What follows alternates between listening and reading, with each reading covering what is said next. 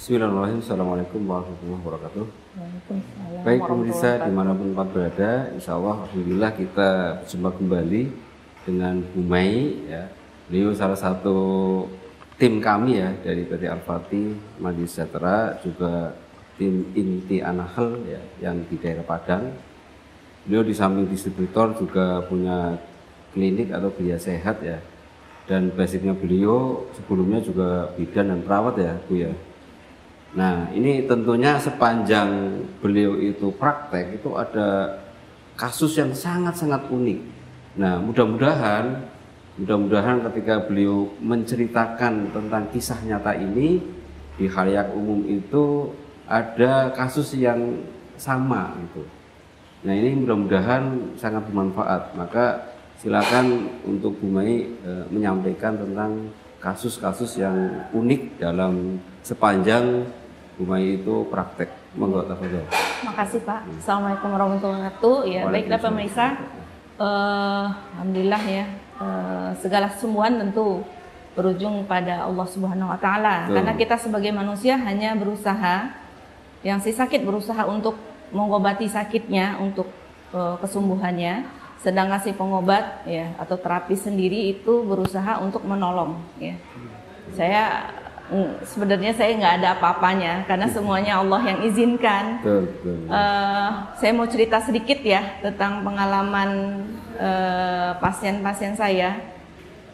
Yang pertama mungkin orang tua saya, papa saya gitu ya. Jadi keadaan waktu itu papa saya itu dari kelelahan ya, dari Padang itu ke Pekanbaru ada urusan. Jadi seharian itu waktu itu bulan puasa, seharian itu beliau umur 80 tahun, seharian di atas mobil, 12 jam di atas mobil, istirahat sekitar 2 jam, ya dari jam 2 sampai jam 4, lalu sahur, itu nggak berhenti aktivitas sampai malam maghrib. Jadi menjelang maghrib itu badannya nggak bisa digerakkan sama sekali.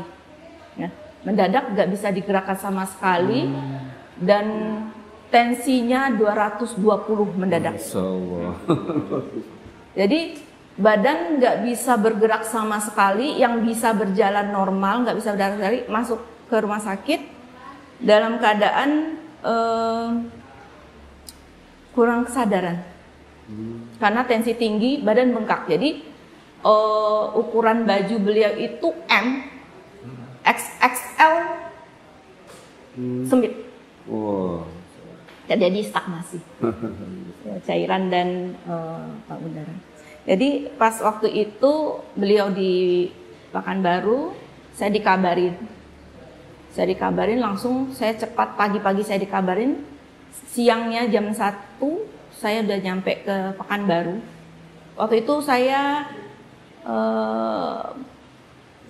belum lama di Anahl dengan Pak Puji, jadi belajar sindromnya masih modul holistiknya masih modul holistik 1. Modul holistik 1 yang lama, Masya Allah. Jadi masih blank nih terhadap kasus. Dapat kasus langsung yang Masya Allah, papa sendiri, dan itu berat. Kaget kan, beliau nggak bisa diri. Jadi beliau itu disentuh aja tangannya, badannya itu kesakitan. Wah, sensitif banget ya. Terus beliau itu nggak tahu saya. Ceritanya setelah beliau sekarang sehat nggak tahu saya.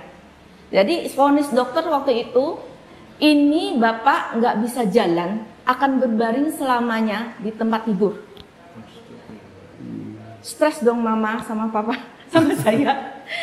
Jadi ingat Pak Puji nih, langsung saya telepon Pak Puji. Pak, tensi sekian, ini sekian, lidah begini, saya laporkan semua sama Pak Puji. Waktu itu karena saya baru, saya laporkan, udah berikan ini, herbanya lakukan ini. Karena di rumah sakit, keterbatasan kita untuk mengakses herba tentu agak susah. Iya, betul. Nah, tapi keinginan untuk mengobati orang tua itu tinggi. Jadi waktu itu awalnya dibiarkan dengan obat rumah sakit, tapi tetap dibilang sama dokter spesialis, dok, beliau tensi normalnya 140. Terus dia alergi ini, termasuk alergi pengencer darah. Sudah diomongkan. Waktu itu minta maaf, saya kesalahan perawat dalam hal mencek. Jadi suhu beliau itu waktu itu 40. Badan bengkak, suhu 40, tensi 220, gawat. Jadi antara sadar dan tidak. Jadi pas mau sholat, Papa sholat ngorok gitu. Itu kan berarti taraf kesadarannya udah turun, udah nurun. Jadi emang seharian saya berjaga malam, saya udah bilang tensinya sekian gitu ya. Jadi waktu itu dikasih, memang alhamdulillah dokternya bisa diajak kerjasama. Alhamdulillah dikasih obat, dikasih infus batu, paracetamol apa segala macam untuk penurun tensi. Tensi sudah bagus. Waktu itu kan saya selalu ngecek suhu sudah 37,5. Saya ngecek dulu.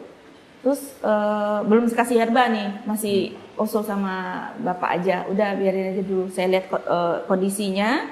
Ketika udah pas, saya karena jaga malam. Paginya saya saya tidur.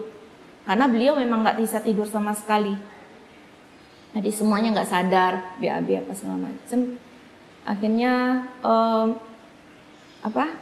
mama yang jaga.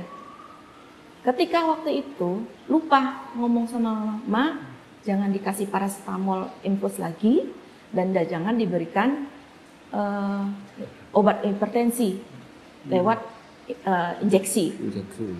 Tapi sebelumnya saya udah ngomong nih sama dokter sama perawatnya. Mungkin boleh jadi karena kecapean perawat atau gimana, diberikanlah paracetamol infus. Saya lagi tidur dan injeksi obat hipertensi. Akhirnya pemirsa ngedrop tensi papa saya jadi 50/30, bayangkan dari yang tinggi. Wah, sangat rendah. Udah 140, ya? Turun dari 50/30, suhu jadi 35. Itu itu muka udah pucat, kaki tangan dingin, tinggal ini aja yang panas. Cemas itu. Itu kan kematian, ambang kematian kan pikirannya. Karena dia bayangannya udah kelihatan orang putih-putih, berjanggut segala macam, ngomongin ngacaunya seperti itu. Jadi waktu itu telepon bapak gimana segala macam. Saya telepon teman saya yang memang di rumah sakit di Padang. Oh ini nggak bisa, berarti dia salah pemberian. Memang saya dulu perawat juga di rumah sakit, jadi paham ini pemberian yang salah oleh perawat. Saking tahu dia salah, nggak masuk nggak lihat pak. Itu kesalahannya. Ada suatu rumah sakit. Jadi waktu itu sempat dokter saya marah. Saya bilang, kenapa diberikan ini? Ya ibu, kalau enggak ibu tanda tangan. Ini keadaan pasien udah gini, masa gini? Ya, protapnya seperti itu. Pasien udah turun tensi, udah ngedrop gitu, mau dikasih obat hipertensi lagi. Udah saya protes, saya tidak. Kalau enggak, tanda tangan lu. Oke, saya tanda tangan. Gitu. Saya tanda tangan, lalu dokternya datang marah-marah. Dokter marah-marah, saya bilang, udah dok, udah selesai marahnya, saya ngomong dulu. Data lengkap sama saya. Ini begini-begini, waktu pemberian ini, kan saya udah bilang tensi papa saya segini, 140, udah diberikan segini. Akhirnya kaget nih dokter. Ternyata perawatnya yang berbohong kali ya. Nggak tahu gimana caranya, nggak tahu. Akhirnya, ya bu gimana lagi, saya sudah angkat saya sudah putus dengan papa ibu. Karena saya nggak tahu kejadian yang sebenarnya. Saya dapat berita dari perawat, dia putuskan, dia nggak ngobatin papa saya. Ya udah terserah dalam hati saya. Mungkin itu Allah yang memberikan yang terbaik. Alhamdulillah waktu itu hanya infus biasa. Berikan, saya masukin herba. Saya masukin herba lewat selang itu, terus selang pencernaan. Terus alhamdulillah itu mulai terasa perbaikannya. Jadi kata teman saya yang di rumah sakit di Padang, udah Bu, Bun, karena ini aja, oper aja ke Padang. naik vital sign-nya oper ke Padang. Saya naik vital sign-nya, saya oper langsung ke Padang dengan ambulan. Waktu itu 3 jam Padang Pekanbaru. Jadi kejadiannya seperti itu, alhamdulillah ya. Karena kita di rumah sakit tempat kita pendidikan dulu juga gitu. Jadi agak nyaman lah ya dalam pembelian napas segalanya. Tuh ada teman juga, jadi tetap diberikan herba. Waktu itu pun sebelumnya alergi ini. Pengencer darah, dicoba kata dokter. Ya namanya dokter manusia, dokter nolong. Alhamdulillah beliau bisa kerjasama di rumah sakit Padang. Akhirnya alergi, memang nggak tahan. Pengencer darah, senang darah pekat sekali. Nah, terus dihentikan, kita masuk herba kita. Masih herba Pak Puji, alhamdulillah perubahannya banyak. Jadi makanan pun saya atur, ini jangan mah, ini jangan. Ini jangan, gitu ya, dalam pengawasan saya. Alhamdulillah dokter vonis awal itu sampai dia bilang ini nggak bisa jalan, sekurang-kurangnya hanya bisa duduk.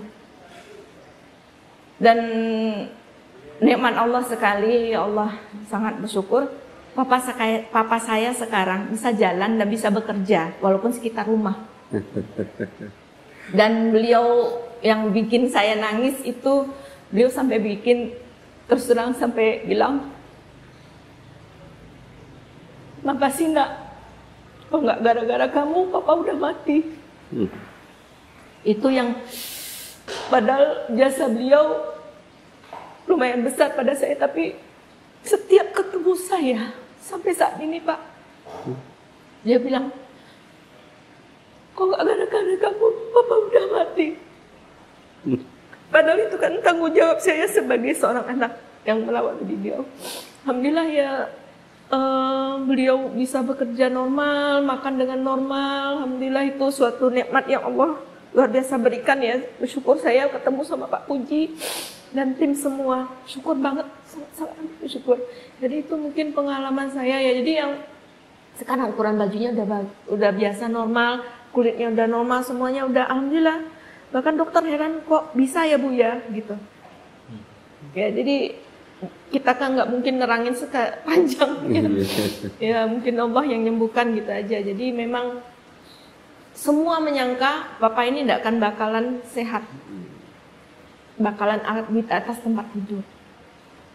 Jadi aktivitas beliau sekarang nggak berhenti untuk kerja. Dia memang beliau itu suka baca apa segala macam, jadi pikunnya nggak ada sih alhamdulillah. Jadi gitu Pak, pengalaman pertama. Maaf ya, rada-rada nangis nih pemirsa kalau udah berhubungan dengan orang tua. Ya, Masya Allah ya, itu kejadian ada sebenarnya Papa nih ngedrop udah ada beberapa kali ya, karena pola makan sih sebenarnya. Pola makan ya, namanya negeri dingin, cuaca, terus pola makan ada ngedrop, tapi nggak sedahsyat yang ini. Alhamdulillah naik lagi, kita pakai herba-herba kayak madu ginseng, kayak susu lansia untuk kesehatan tulang dan ginjalnya gitu ya. Alhamdulillah beliau bagus sekarang. Terus kalau yang kasus yang satu lagi itu luar biasa banget pemirsa. Jadi saya dapat pasien itu sebenarnya orang linknya pejabat sih. Nggak tahu ya, teman saya gitu ya, punya teman gitu ya. Jadi temannya ini suaminya, ya, jadi temannya ini seorang nakes ya, tenaga kesehatan. Suaminya itu punya keluhan pipisnya itu kencingnya seperti darah, udah merah, matanya merah, perutnya besar, tapi keras kayak batu. Jadi nafasnya udah sesak karena perutnya keras, menekan diafragma. Itu dokter sudah angkat tangan. Padahal masih muda, umur sekitar 47. Masih muda banget ya. Setelah saya sesuai pelajaran Pak Puji, saya ini diagnosa pasien, saya periksa, saya tanya riwayatnya. Saya curiga ini, ternyata beliau pernah dari SMP minum minuman keras. Oh, miras. Ya, makanya Allah melarang minum minuman keras karena di dalamnya itu mudaratnya banyak. Jadi dari SMP minum minuman keras untuk jaga, katanya untuk jaga kondisinya biar hangat. Kebetulan pekerjaannya emang ya agak bertanggang malam gitu ya. Jadi memang di cuaca dingin. Jadi sampai dia ini masih minuman keras jadi sehingga matanya tuh merah banget. Pipisnya kondisinya udah pucat. Udah bukan pucat, hijau. Udah hijau. Dan pas periksa itu bukan saja itu yang ditemukan. Masalah di organ hati bukan itu aja yang ditemukan, tapi ada hal lain. Jadi ternyata beliau itu belajar ilmu tenaga dalam atau apalah ya untuk jaga diri katanya. Karena dia masuk ke pergi malam dan masuk ke tempat-tempat yang agak-agak rawan katanya gitu ya. Saya nggak boleh nyebutin ini profesi, maaf. Jadi profesinya bagus, nolong orang, tapi ya itu perginya ke daerah-daerah yang terpencil, temu-temu orang-orang yang agak-agak ini gitu. Jadi memang jaga diri katanya. Tapi di jaga diri saya periksa dengan minyak bidara itu ada reaksi. Ternyata dia ada jin juga. Jadi memang dia yang mendatangkan jin.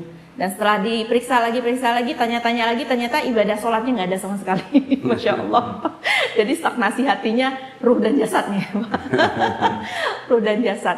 Jadi alhamdulillah ketika sudah diberikan herba sekali itu perutnya udah mulai kempes, matanya sudah mulai berkurang merah dan mukanya udah mulai agak mulai menguning, kan hijau, udah agak menguning, kuning kali enggak, tapi udah mulai agak memerah sedikit. Pemberian herba kedua itu pipisnya udah putih katanya. Pipisnya udah putih, terus nafasnya udah nggak sesak, mukanya udah mulai merah. Jadi sampai 3 pembelian herba, sampai herba 3 baru dia enakan, sampai dia bisa bekerja di kebun. Yang nggak bisa ngapa-ngapain ya, maksudnya bisa jalan aja, tapi untuk mencangkul kan perut, tekanan di perut. Ya. Nah, ini dia bisa cangkul berkebun ya. Jadi pola hidupnya, pola makannya dan pola ruhnya, kehidupan ruhnya saya perbaiki. Jadi alhamdulillah beliau jadi imam yang baik sekarang, ibadah sholatnya bagus, kondisi kesehatannya bagus, alhamdulillah sudah bekerja dengan normal lagi, alhamdulillah. Itu mungkin yang sehingga saya ya maaf ya terus terang pemirsa ya, saya dengan Pak Puji ini belajarnya karena ingin belajar terus, bukan hanya tentang ilmu saja, ilmu pengobatan aja, tapi Bapak itu lebih ke akidah nanamkan sehingga ketika belajar rasanya ngecas terus ruhnya, ibadahnya, ruhiyahnya ya. Ruhiyahnya. Gitu mungkin itu aja. Terima kasih. Baik, demikian Masya Allah ini ya diskusi dengan Bu Mai, luar biasa testimoninya, dan Masya Allah ini ya artinya kisah yang sangat-sangat unik dan bisa diambil sebuah hikmah di situ bahwa memang ada kaidah segala sesuatu ya, walaupun kelihatannya itu adalah buruk, ternyata ada hikmahnya gitu. Ada hikmahnya. Nah ini luar biasa sekali, saya pun bisa kebayang sekali ya, beliau posisinya anak gitu, merawat orang tua yang gimana ya, artinya seorang anak yang pengen membaktikan dirinya ya kepada orang tua, ya mencapai sebagai anak yang solehah lah, ibaratnya kan begitu. Nah di depan mata memang sampai orang tua itu ngedrop yang sedemikian rupa, ini kan bisa kebayang sekali kita sebagai anak terhadap orang tua, tapi hikmahnya luar biasa dari kisah itu sampai akhirnya beliau bisa membawa sendiri ke Padang itu, dan ternyata dengan konsep holistik pula ini Masya Allah, itu perubahan demi perubahan yang akhirnya sembuh dan bisa beraktivitas seperti sedia kala. Ini kan luar biasa sekali. Kemudian kisah yang kedua juga itu luar biasa, artinya hikmah yang bisa diambil dari seseorang yang jauh dari ibadah kepada Allah, ibaratnya terus penuh dengan kemusyrikan ya, sampai beliau sadar, bertobat, kemudian kembali ke rel yang benar, yaitu kembali kepada syariatnya Allah Subhanahu wa taala. Ini juga luar biasa kisah ini. Jadi manfaatnya sangat-sangat luar biasa. Mudah-mudahan Bu Mai Masya Allah selalu panjang umur dan selalu sehat, dan banyak yang betul-betul artinya tertolong lah insya Allah dengan wasilah beliau ya, tentunya semua atas izin Allah Azza wa Jalla. Demikian pemirsa, mudah-mudahan manfaat dan bisa dijadikan ibroh dan contoh insya Allah. Dan kurang lebihnya mohon maaf. Wallahu a'lam bishawab. Assalamualaikum warahmatullahi wabarakatuh. Waalaikumsalam.